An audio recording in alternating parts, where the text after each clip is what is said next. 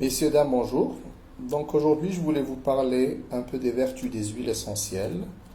En règle générale, l'huile essentielle est la fraction odorante volatile extraite des végétaux.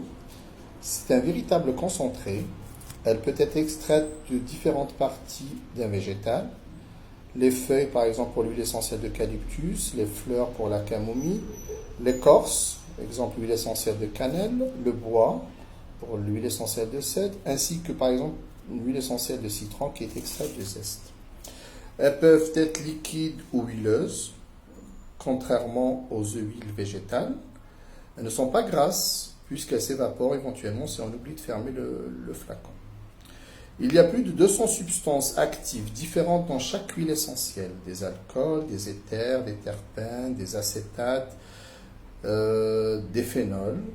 Et c'est l'ensemble qui lui confère toutes ses propriétés ou ses vertus. Les propriétés majeures d'une huile essentielle, il faut bien le savoir, qu'elles sont extrêmement anti-infectieuses, antiseptiques, antivirales.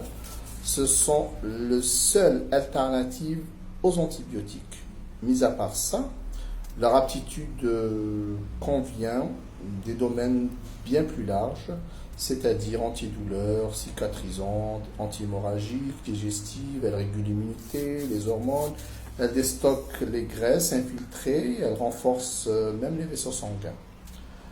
À chaque huile essentielle son rôle, et pour la plupart, ses multiples activités. Il faut bien savoir que l'aromathérapie, c'est l'art de se soigner par les huiles essentielles. Les hommes se traitaient ainsi depuis des milliers d'années. Éventuellement, l'aromathérapie peut être employée à la place de médicaments antibiotiques.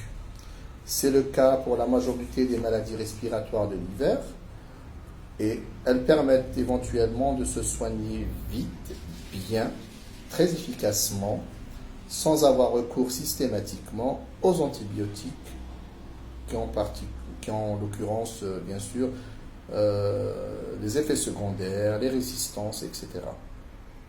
Donc bien savoir qu'en Algérie, il existe un laboratoire d'huile essentielle qui s'appelle Zetifarm, où il possède vraiment des huiles essentielles de très très bonne qualité.